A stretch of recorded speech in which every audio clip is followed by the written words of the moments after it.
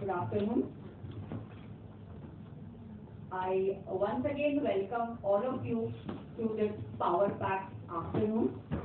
I am sharing the dais with 10 leading women entrepreneurs who have not only started their business but have sustained, succeeded, and sold their business to defeat heights. Welcome, ma'am. Welcome, all of you. What is it that has actually made them come all this way to a place where they are standing today? Surely, it is not a magic wand that they had in their hand, but a lot and lot of other things apart from effort, focus, and continuous development. We are all here eager to listen to all of them. I begin my panel discussion with Ruhina. Ruhina, you have actually converted your passion into profession, and you have entered into a retail industry which is highly, highly competitive. What is it that keeps you ahead of this competition?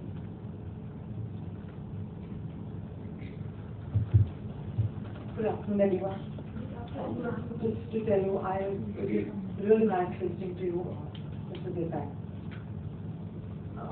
I started out very young. I think the reason I keep going is sometimes I say it's over ambition, but that's really what keeps me going. And whenever I feel like quitting, I ask myself, is this what I really want to do? And if the answer to that is no, then I don't quit. And that's really what keeps me going. I started alone, and it's very challenging when you do a business all by yourself. And I admire when you have co-founders and people, because then you have so many people who are equally responsible. It's like parenting with a single parent and parenting with two. So it's on those lines, and that's really what keeps me going. That every time there is a tough, and there are tough days, every time we have those at our hand. It's important to ask ourselves why we're doing it, and what keeps us ahead, or what, in a very competitive world where actor has been, we constantly innovate. So the question is always, okay, what does the market want now, and what do we need to do to reinvent ourselves? So, just recently we launched something called the home shopping catalog. A lot of people said, in the online world, what's this all about? So when we researched, we saw that our clients were not shopping online. They were above 35, 40 years of age. The premium clientele who doesn't shop online. They all know about the online world, they're all well aware and well read, but nobody's shopping online. And so we said, what do we do now to reach this customer? At the same time, there's this whole thing about convenience and traffic and everything. So we launched something called the home shopping catalog. It's home shopping. It's a beautiful catalog that reaches your home by post. And you open it, you go through it, it's big pictorial, it's everything that you see. You take a picture and you WhatsApp and shop. So you just WhatsApp and shop, and it's delivered to you the next day. For everybody who's e-commerce enabled, of course we have an app and we have a website. But our clientele is WhatsApp, and we get pictures coming back, and it's convenient. So what we address is convenience, looking at what the market needed and what the customer. So I think always knowing what they need, and I agree with the fact that we have to invest, even though we don't have an immediate return. But that's what you've got to do in looking at your future. Thank you, moving on the same line, you yourself are a go-getter, and you believe very strongly, and you've been vocal about women believing very strongly in themselves. With all this background of continuous innovation and convenience to the customer, you have set a vision for Orange to set up almost 100 stores across India. We listened to what Seema said about empowerment, and I would like to come to you. What, according to you, would really empowerment for women mean, and where do we really start? My thoughts are mine only.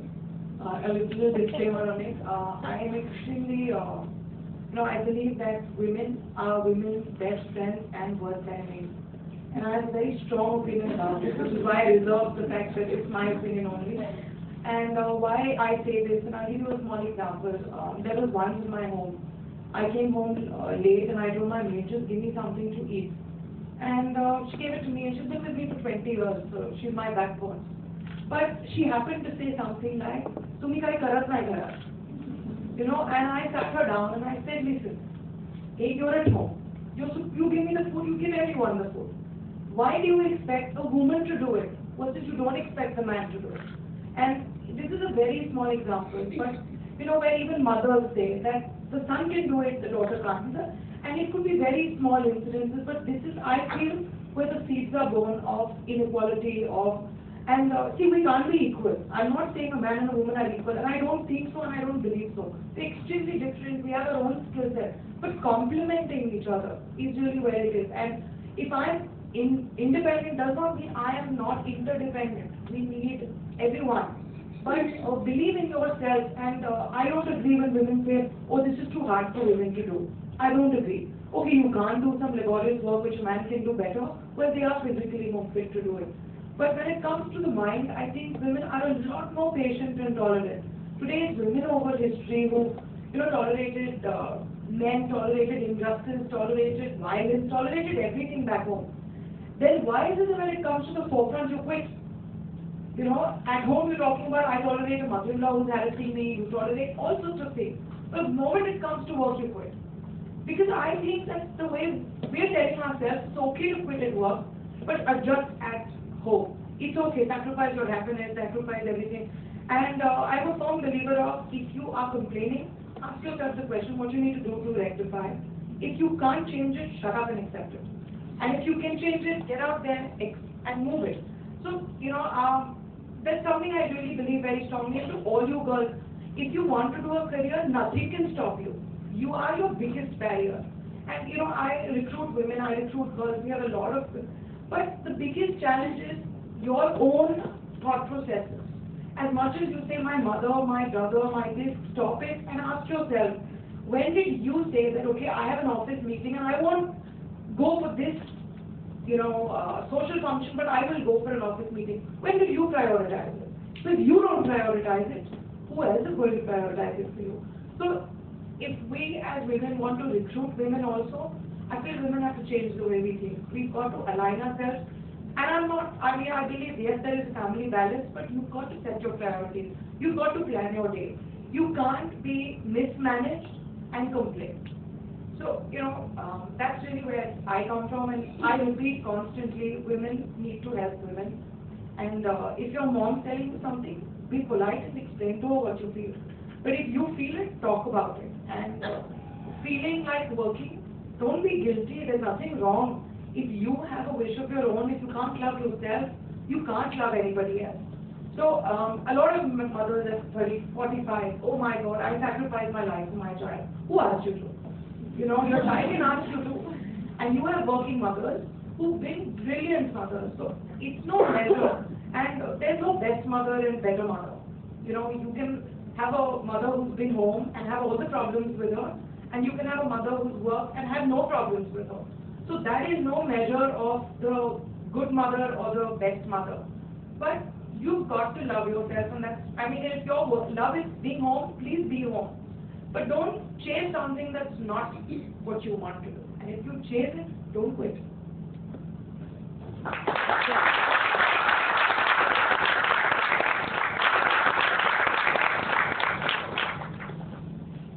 Yes, Romina, from what I gather, taking on the challenges is all in the mindset of all of us. And moving on about tackling challenges and taking on challenges, I would like to ask this question to Sheila, who was a second generation entrepreneur, and she has taken KC tours to a place which is unimaginable. A lot of us have perception that being a second generation entrepreneur is relatively, comparatively easy because you have a platform to step upon. What is your view on it?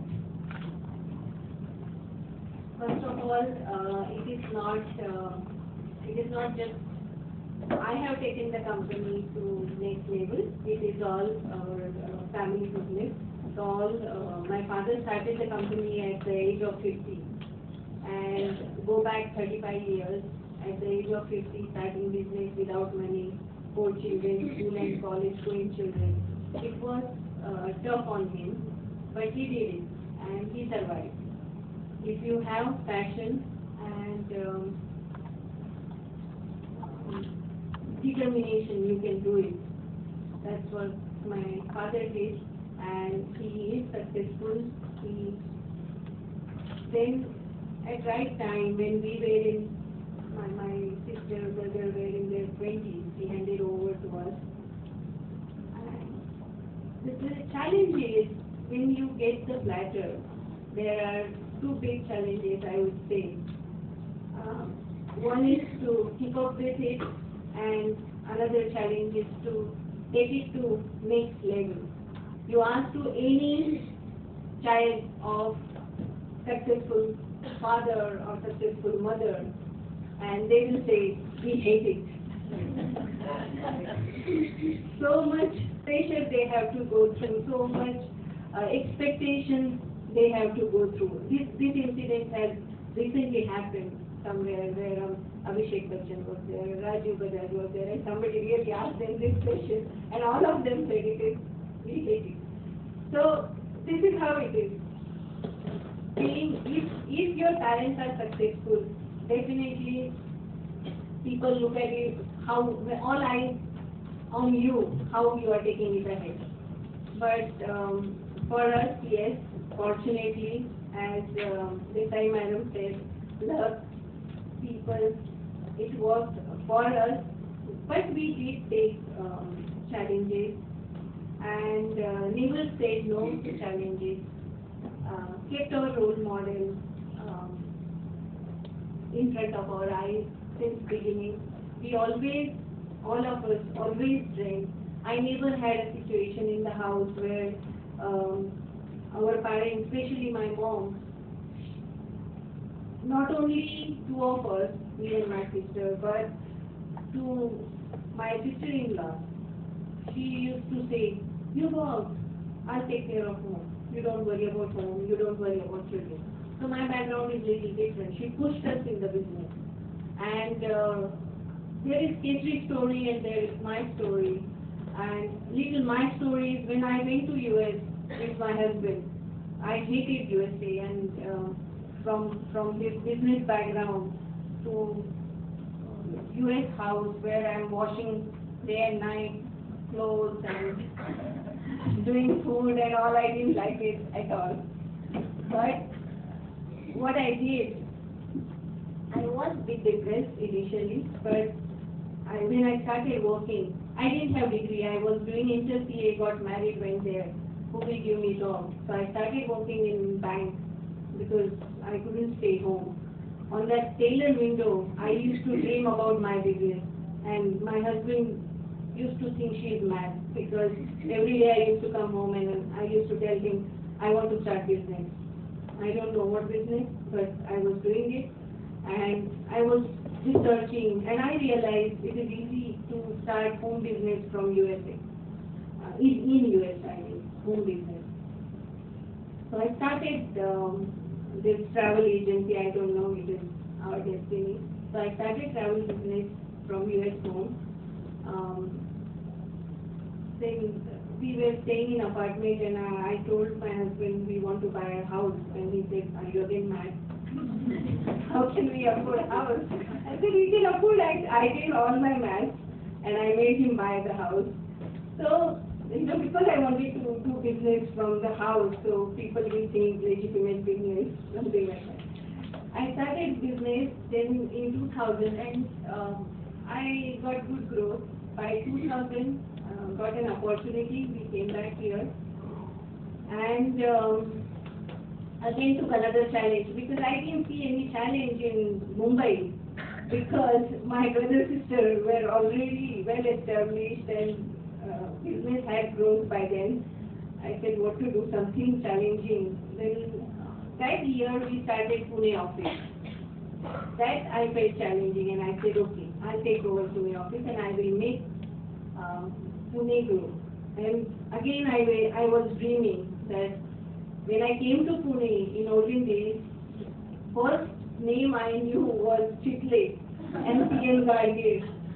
And I was thinking, everybody talks about Chicory and everybody talks about PNG. After a few years, people should talk about Kesari. When anything comes to travel, people should talk about Kesari. And one day, one customer came to our office and he said, Pune mein kya hai? Chitre, PNG and Kesari. And that was a moment for me. It's like, it was my... For me, I'm a dreamer. Then again stagnation comes in business. It may be with all of you probably at one point, okay, now Kesari has name in Pune, what to do next? Then I started this MICE business.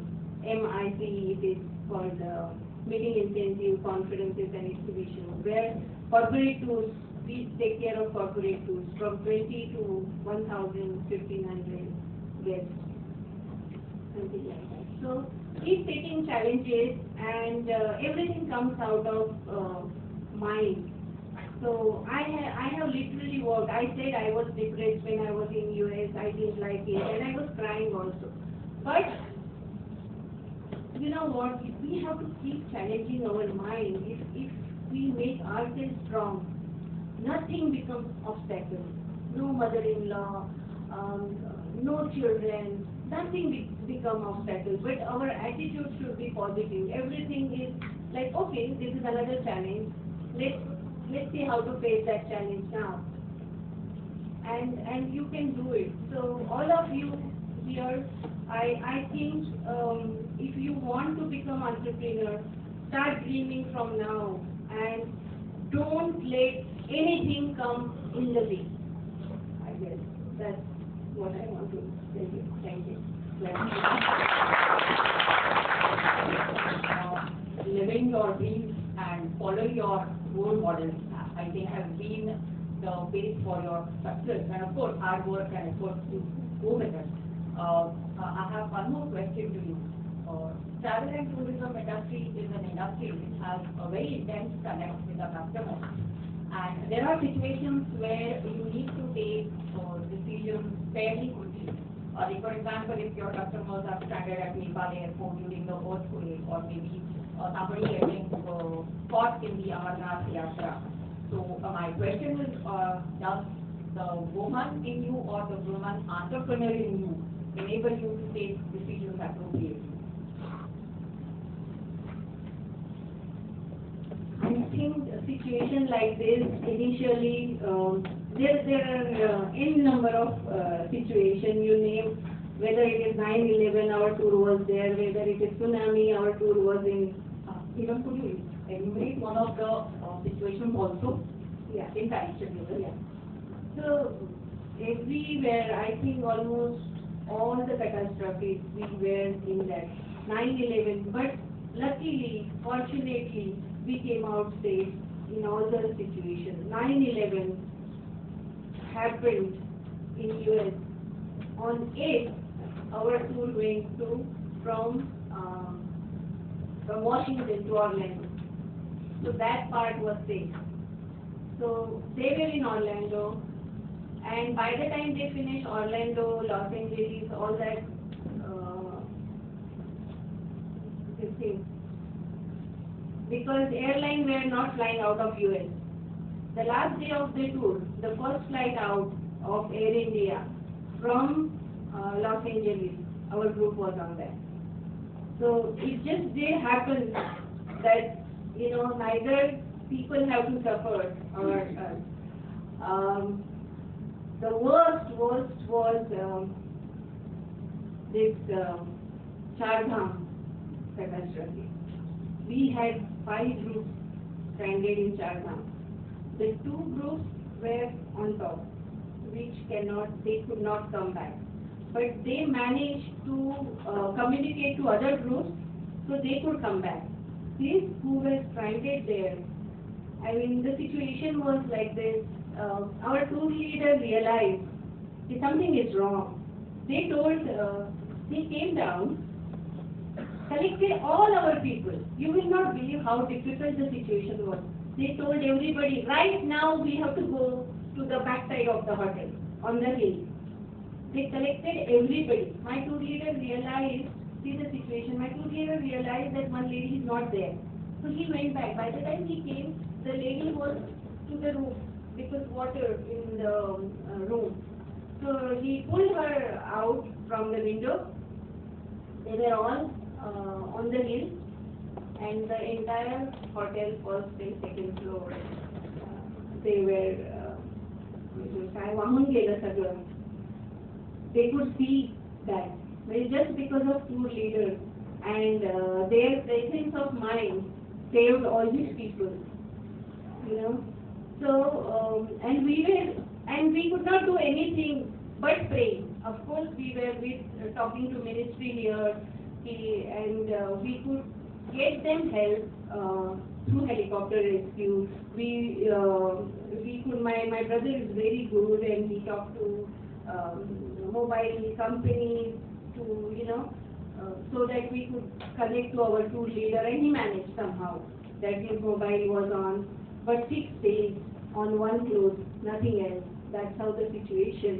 And they did not have food. Our tour leaders were trying, gave them Maggies, this, that.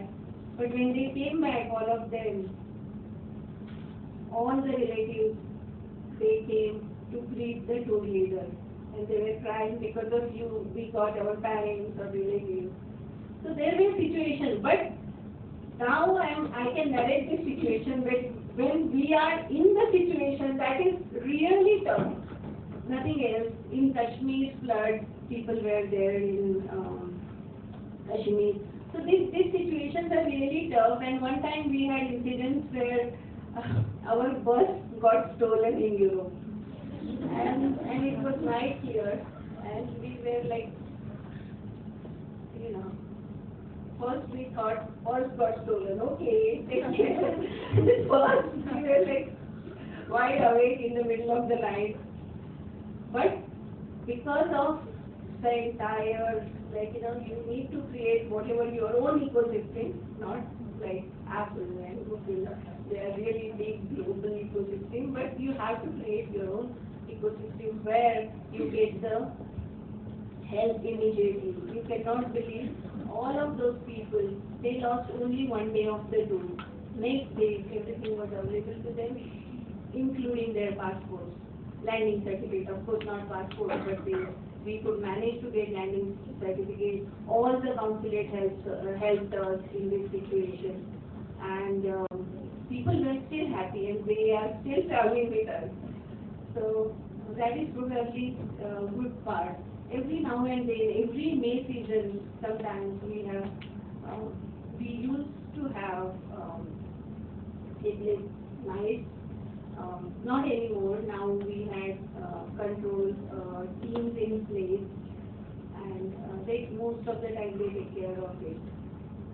About 800 people get paid now.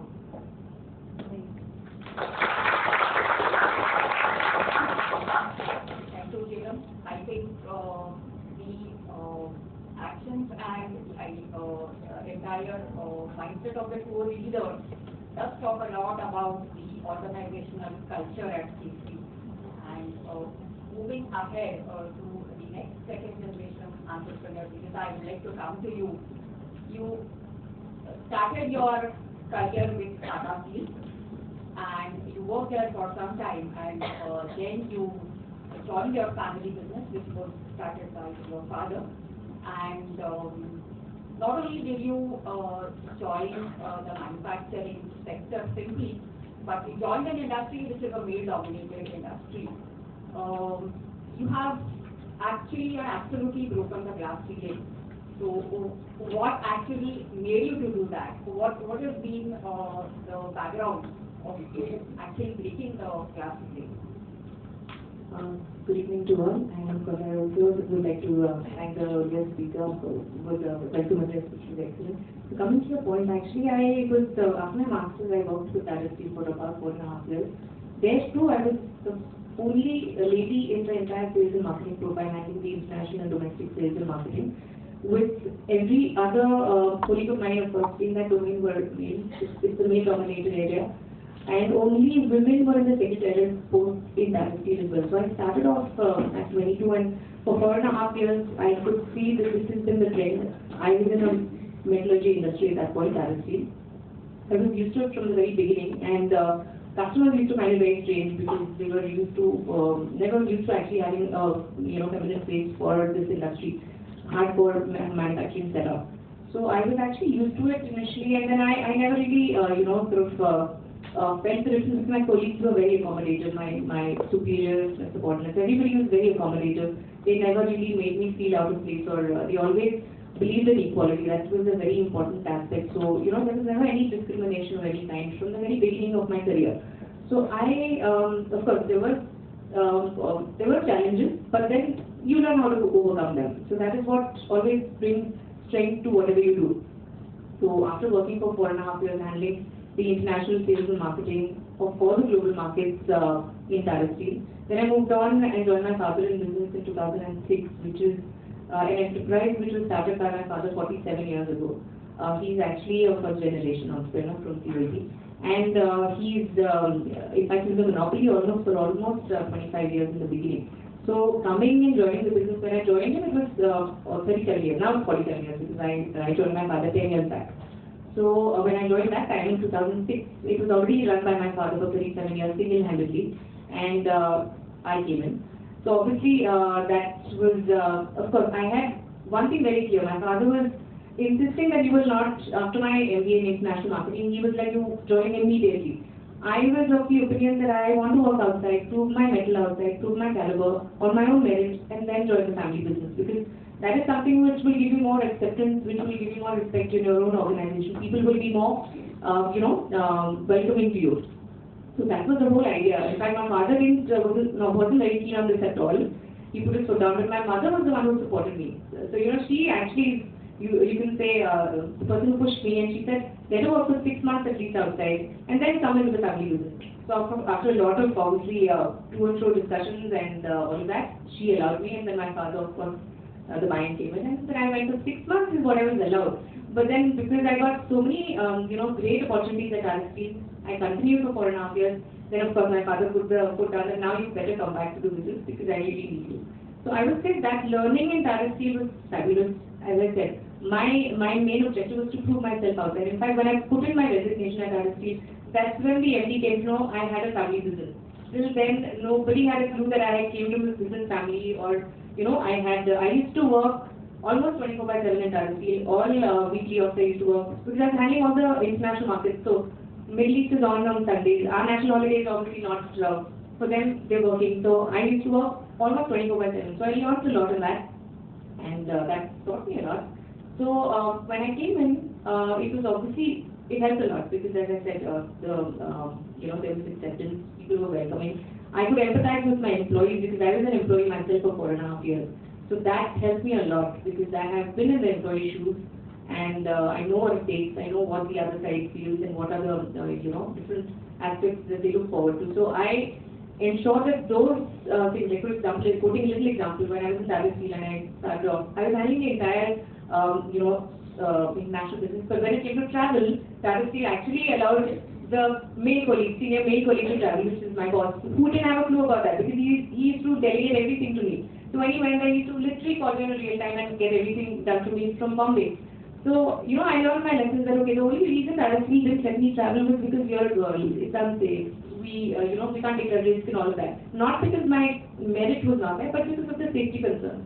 So I thought, I think this is something I would want to break in my organization. So the minute I joined, we were traveling overseas. I ensured that my father and I were going to travel. I took my head of international business. I said, she will come. It was a long tour, expensive for 3 people, but I said no. Because I have been discriminated on this front. I don't want that to be, so it was a major, I sort of broke the barriers in my own organization, which is, my father never done that. Either he used to travel or then take me. That's it. But the minute I joined, I ensure that my colleagues who actually are doing the work get to travel. At times, I don't travel. I say, you go ahead and you all travel, because that is something I have learned from my experience. So I think it brings a lot to the table when you have experienced something yourself. So that is one. Of course, when it comes to working with my father, his school of thought is different, mine is different. So there are challenges, like he comes from obviously experience of 37 years and I came in with my 1.5 years of experience. So obviously, some of the areas we had to discuss. The good part was he had a lot of experience. He's started from a garage. He started from scratch. So obviously that and my experience from Tata Steel, I used to get the best practices which we follow there. I try to sort of get in those in our company. So obviously there was a bit of a resistance with my father and she like asked me next to me. That is a big organization. So everything that is in Tata Steel cannot be directly applicable and implemented in our organization. तुमच्या प्रवासाबद्दल ऐकून खरोखर म्हणजे पुष्कळ प्रेरणा मिळाली आणि अशाच एका प्रवासाकडे वळणार आहे ज्याच्याबद्दल मी मीना गोखलेंना विचारू इच्छिते की त्या स्वतः गिरीसागर टूरिस्टच्या संचालिका आहेत आणि मला वाटतं आपण आता we talk about ecosystem and society is a part of the ecosystem. तर मला असं विचारावं वाटतं की तुम्हाला असं वाटतं का की खरोखर समाज हा एक महिला उद्योजकाच्या पाठीमागे खंबीरपणे उभा आहे आणि तुम्ही गेले अनेक आणि मला वाटतं 10 वर्ष रेडी समाजाचे हा उपक्रम राबवत आहे तर त्याचाही विषय थोडं सांगाल आणि तुम्ही हे सुरुवात करायच्या आधी मी एक छोटीशी रिक्वेस्ट करेन तुम्ही थोडंसं स्वतःबद्दल आणि गिरीसागरच्याबद्दल जरूर सांगावं. आज इथे मला संधी बोलावत आपण गिरीसागर टूर म्हणजे मला नेहमी असं वाटतं की जगामध्ये वेदना जितकी अत्यंत बुद्धिमान आणि असावी तर ही जी मेंटली फिजिकली चॅलेंज मुलगी होती त्याला हायड्रोकेफालस नावाचा आजार झाला होता आणि त्या आजारामध्ये काय होतं की आपल्या मेंदूच्या भोवती जे कॅव्हिटीज असतात त्याच्याभोवती पाणी साठतं त्याचं प्रेशर मेंदूवर येतं आणि तो मेंदू आपलं कुठलंही काम करायच्या सक्षम राहत नाही. तर अशा परिस्थितीमध्ये त्या बाळाचं जे काही फंक्शन होतं ते फक्त व्हेजिटेटिव्ह स्टेट एवढंच एक तिचं आयुष्य म्हणा किंवा असंच होतं आणि मला सुरुवातीपासूनच खूप बोलायची आवड आहे मला सुरुवातीपासून फिरायची आवड आणि मला सगळ्यावरती ते बंधन आलं. अशा पद्धतीचं बाळ घरात ज्या वेळेला सांभाळायला लागतं ज्या वेळेला सगळ्या दोन्ही फॅमिली सागरच्या बाहेरच्या दोन्ही सफर होतात पायीचं सफर होतेच होते.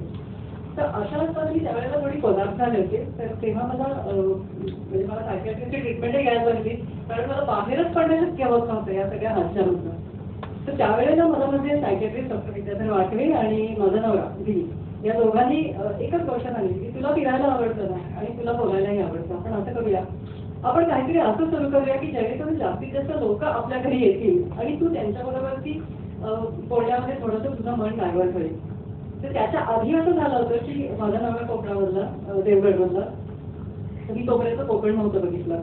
मी लग्नानंतर पहिल्यांदा जेव्हा देवगडला गेले कोकणामध्ये त्याच्या घरी त्यावेळेला मी इतकी प्रेमात पडले त्या सगळ्या अंजनच्या आणि त्या सगळ्या निसर्गाच्या कारण बाजूला 3 डोंगर आणि मध्ये फक्त उठल्याचं एक घर. तर हे मी स्वप्नातलंच घर बघितलं होतं अक्षरशः आणि मला इतका आनंद आला आणि मग ते सगळ्यांना वाटायचं आपल्याला झालेलं किंवा आपल्याला जे माहिती आहे ते सगळ्यांना देण्यामध्ये मला खूप आनंद वाटतो. तर मी माझे मित्र मैत्रिणी माझे नातेवाईक अशांना चला आमचं घर बघायला चला असं करत करत मी कितीतरी लोकांना तिथं घेऊन गेले होते आणि त्यावेळेला तू काहीतरी कर हा प्रश्न आला त्यावेळेला तिथे मला सांगितलं की लोक तुला सांगतायत म्हणजे चांगलं ऑर्गनाईज करू शकते. म्हणजे मला असं अत्यंत अभिमानाने सांगावं वाटतं की एक व्यवस्थापन कौशल्य बाईच्या रक्तातच आहे. म्हणजे प्रत्येक बाई त्याच्यामध्ये एक्सपर्ट असते. तर आता म्हणजे की तू हे एक्सपर्टीज आहे तर ते तू आता थोडंसं व्यावसायिक दृष्टीने त्याच्याकडे बघ आणि अशा पद्धतीने आपण काहीतरी सुरू करूया आणि त्यातनं गिरीसागरची निर्मिती झाली. म्हणजे मी देशात कोकणात मी देशावरती त्यामुळे गिरी आणि तो कोकणातला म्हणून सागर म्हणून आम्ही गिरीसागराचं त्याला नाव दिलं आणि गिरीसागर ग्रुपची सुरुवात झाली 19 वर्षापूर्वी.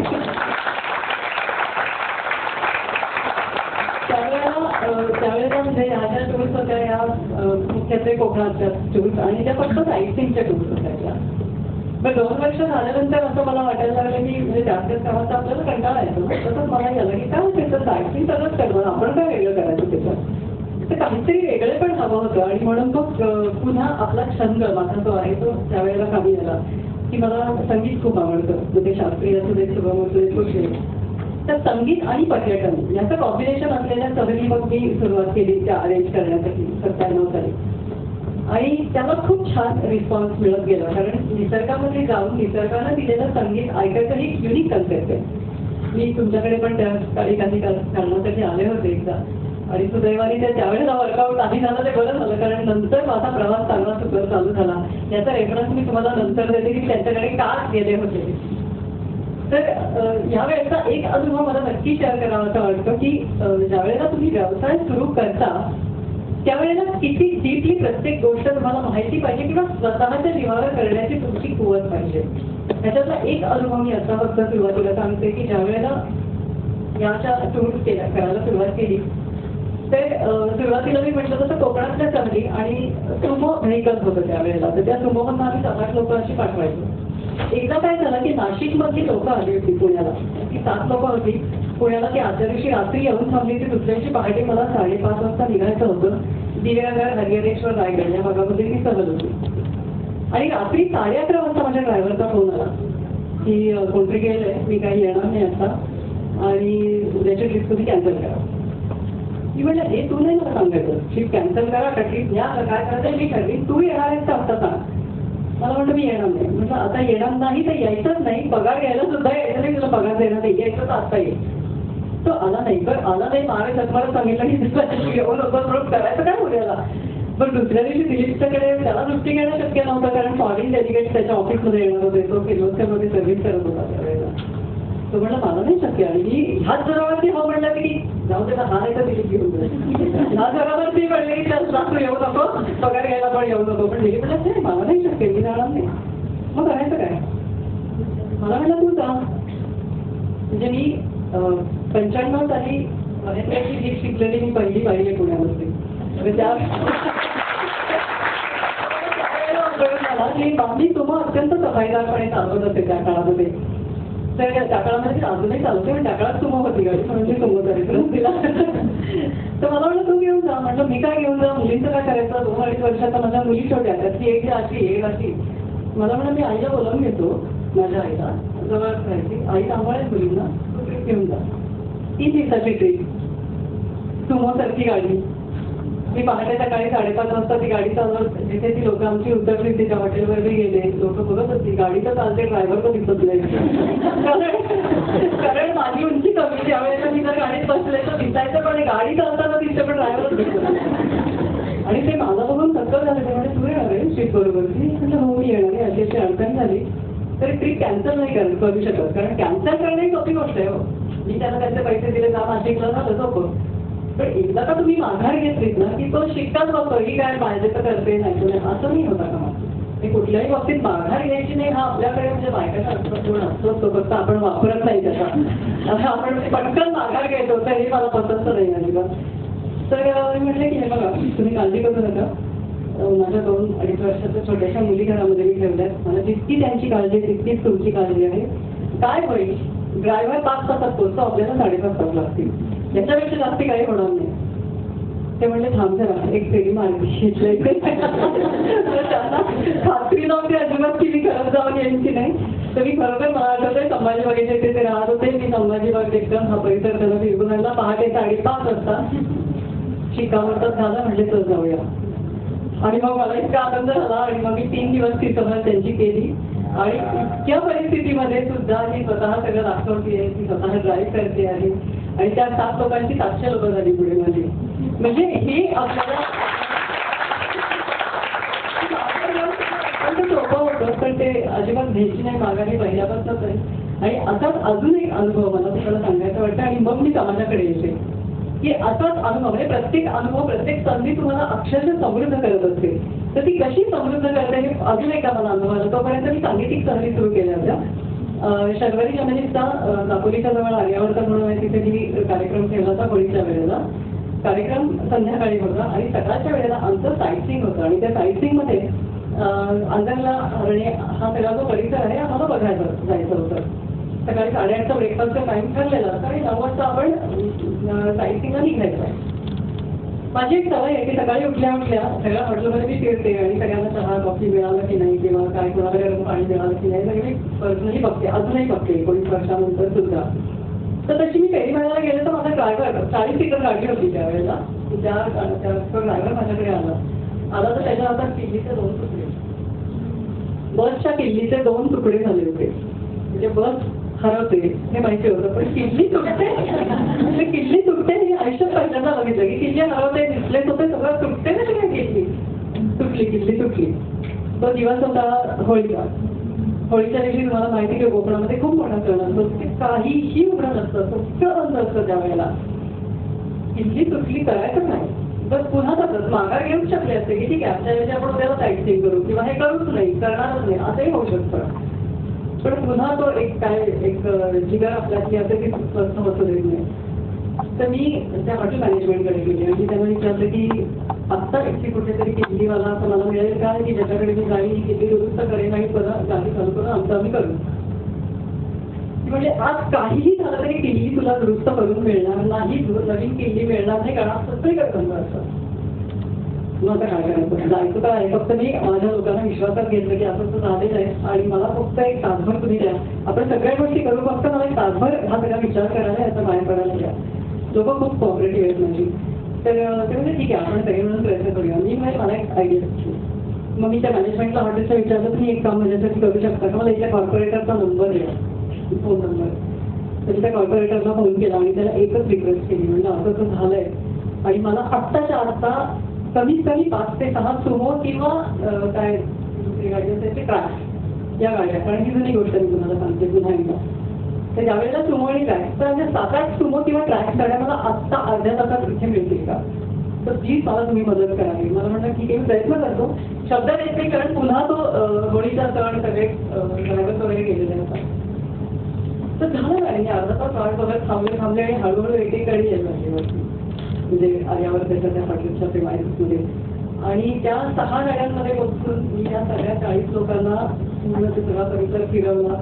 जेवायला एकाच ऐवजी 1:30 वाजला, पण ते ठरवलेलं आपण काम पूर्ण केलं ह्याचं समाधान मला लाभलं. आणि कुठल्याही प्रकारे तरी कसं त्याला तोंड देतं, त्यातनं काय दुसरा ऑप्शन आपण काही टॅच करू शकतो का, हे आपल्याला खूप म्हणजे हे खूप शिकवलं जातं आपल्याला. हे सगळे प्रसंग आपल्याला खूप शिकवत असतात.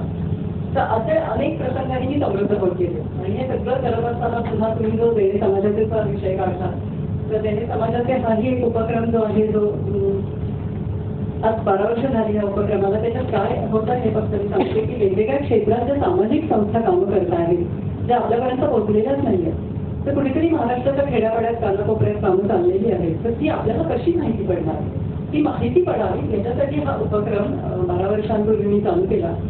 त्याचं नाव देणे समाजाचे. इथे या संस्थांना बोलावलं जातं. तिथे कुठल्याही प्रकारची खरेदी विक्री होत नाही. तर तिथे ती लोक येतात, त्यांचं काम मांडतात, तुमचं काम काय आहे ते तिथे प्रेझेंट केलं जातं. आणि जवळजवळ कुठलंही एंटरटेनमेंट नसताना पुण्यामध्ये 5,500 ते 6,000 लोक 3 दिवसामध्ये येतात, ते प्रदर्शन बघतात, त्या संस्थांना मदत करतात. म्हणजे नुसती मदत पैशांच्या स्वरूपातली नसते ती, त्याला अनेक प्रकारच्या मदत लागतात. संस्था चालवायची म्हटलं तर की तुम्हाला मॅनेजमेंट लागते, एखादं स्किल तुमचं उपयोगी पडू शकतं, अशा कितीतरी वस्तू स्वरूपामध्ये मदत लागते, धान्य स्वरूपामध्ये मदत लागते. हा सगळी मदत तिथे वाढवली जाते. कारण लोकांना पण मदत करायची आहे, पण ती कुठे करायची माहिती नाही, काही ऑप्शनच नाही आहे. त्यामुळे त्याच संस्थांना पुण्यामधल्या ती मदत केली जाते.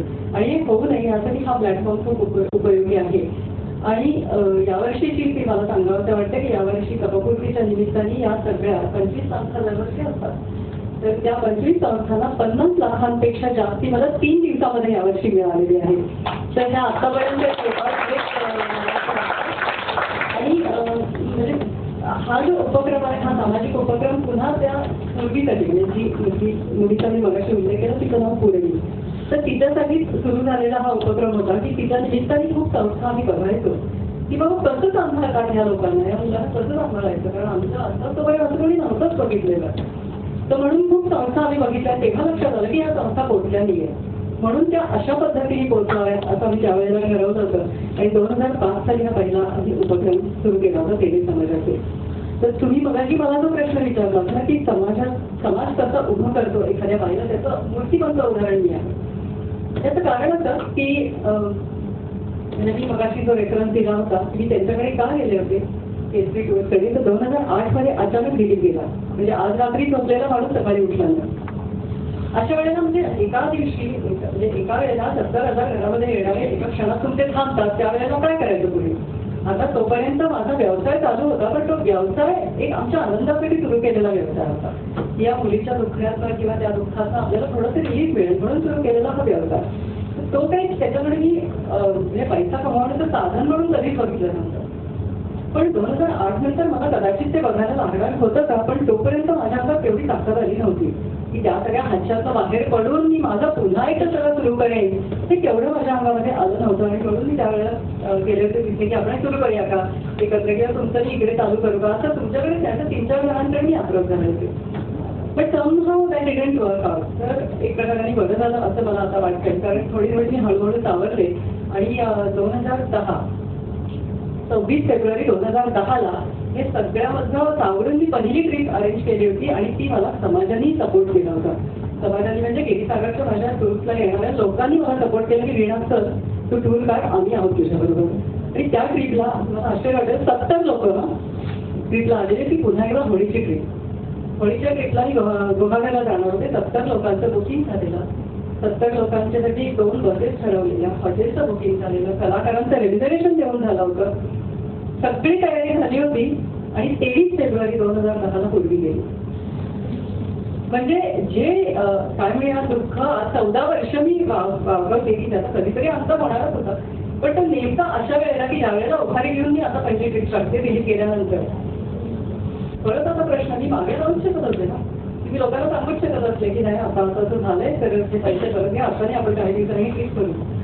हे होऊच शकलं असतं पण हे नाही, हे रक्तातच नाहीये. त्यामुळे पुन्हा मी ती ट्रिप 2 दिवसामध्ये उभी राहिले, झालेलं दुःख बाजूला टाकलं आणि पुन्हा 2 दिवसानंतर ती ट्रिप इतकी व्यवस्थित पार पाडली की त्या ट्रिपमध्ये कुणालाही कळलं नाही की 2 दिवसापूर्वी माझ्या घरामध्ये काय घडलंय. आणि दिस इज व्हॉट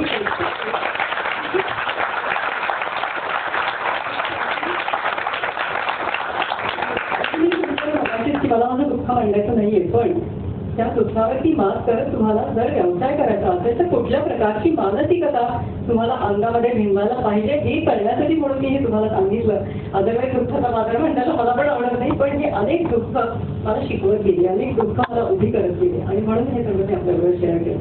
खूप थँक्यू.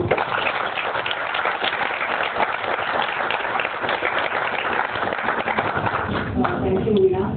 असं म्हणतात की फिनिक्स पक्षी हा नेहमी राखेतनं पुन्हा उंच उभारी घेतो. तुमची कथा ऐकल्यावर मला अशी रात खूपदा असे अनेक वर्ष दर 2 वर्ष झाली की पुढे रात पसरलेली असते, ते उठा आता असं चाललेलं आहे, ते अजूनही चालूच आहे. एकदा माघार नाही घ्यायचं आणि ती का केली प्रयत्न मला वाटतं ती ऑलमोस्ट इच्छालेल्या सगळ्यांनाच लागू होत आहेत. पण पुढच्या वुमन एंटरप्रेन्योरकडे मी येते आणि त्या आहेत नगरच्या दीपा संगे मॅडम आणि त्यांनी 97 साली जलाराम फूड प्रोडक्ट ही बेकरी सुरू केली. मला वाटतं असाच विरोध पत्करून, कारण तुमचा व्यवसाय हा साबण निर्मितीचा होता आणि ते सोडून तुम्ही बेकरी प्रॉडक्ट्सकडे येता जिथे hygiene is of utmost important आणि कुठलंही बॅकग्राऊंड असताना तुम्ही ते सुरू करता आणि आज मला वाटतं गेली 20 वर्ष हा व्यवसाय पुढे येत आहे आणि अनेक बाजारपेठा काबीज करून अतिशय उत्तम प्रोडक्ट देत आहे. तर थोडंसं तुमच्या बेकरीबद्दल सुद्धा आणि तुम्हाला मिळालेल्या अवॉर्ड्सबद्दल सुद्धा आम्हाला ऐकायला आवडेल. धन्यवाद. अशा कार्यक्रमाला मी पहिल्यांदाच आलेली आहे आणि बोलण्याचा हा प्रसंग पण माझा पहिला आहे. जर काही चुकलं तर सांभाळून घ्या. माझं माहेर जे आहे ते मूळ वाईचं म्हणजे खेडेगावातली मी आणि आमचं माहेरचं कुटुंब एकदम सामान्य म्हणजे परिस्थिती देशाचीच एकदम. आणि गुजराती म्हटलं की शिक्षण त्या काळी 75 किंवा 80 साली म्हणजे शिक्षणाचं त्या काळी मुलगी ग्रॅज्युएट म्हणजे अगदी हे वाटायचं. तर आई माझी फक्त 4थी शिकली होती तरी तिनं मनात ठाम ठरवलं होतं की मुलींना मी शिकवीन, लग्नात येतं मी कमी देईन पण मुलींना मी स्वतःच्या पायावर उभं करीन. मग वाईमध्ये फक्त 12वी पर्यंत सायन्स होतं आणि मी सायन्स का घेतलं तर हुशार मुलं सगळं सायन्सला जातात म्हणून मी 11वीला सायन्सला ऍडमिशन घेतली आणि मग 12वी पर्यंत कॉलेज होतं. तेव्हा लक्षात नाही येतं की मला आता पुढे शिक्षणाला पाठवणार नाही, 12वीचं शिक्षण माझं इथं बंद होईल, पुढं होणार नाही असं. मी आईला म्हणलं की मला जायचंय शिक्षण म्हणजे ग्रॅज्युएट मला पूर्ण करायचंय. वडील म्हणायला अजिबात जायचं नाही, घरीच बस, कारण सातारला जावं लागणार मला आणि सातारला जायचं म्हटलं की डेली अपडाऊन करावं लागणार.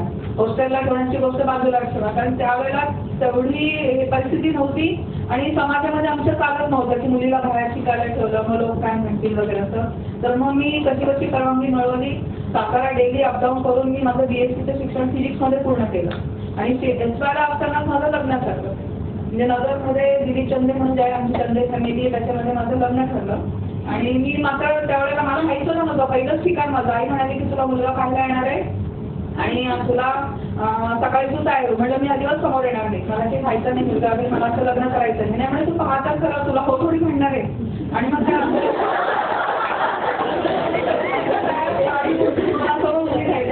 काय विचारलं, मी पसंत पडले, सगळं झालं. आणि पण मी फक्त एक अट घातली की मी ग्रॅज्युएट झाल्याशिवाय लग्न करणार नाही असं मी यांना सांगितलं. तर ते हो म्हणाले. म्हणून मग माझं ग्रॅज्युएशन झाल्यानंतर मग आमचं लग्न झालं, म्हणजे मी टीवाय झाल्यानंतर. आणि लग्न इथं आले तर माहेरी बाई तसं सुशिक्षित व्हावे.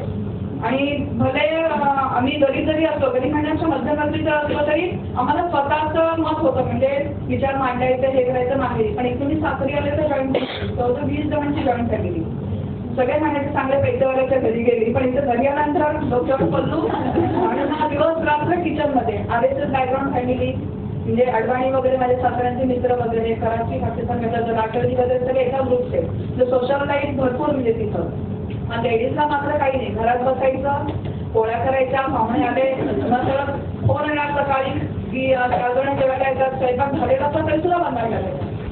माझ्या फॅमिलीमध्ये मी आले, मला वाटतं मला शिक्षणाचा उपयोग काय. मी यांना सांगितलं मी एवढी BSc शिकले, मी काहीतरी करू शकत नाही, काही बोलू नको, तुला आता इथं जे आहे जसं चाललंय तसं तुला राहावं लागेल. मग मागून मी माझे दिवस सगळे चालले होते.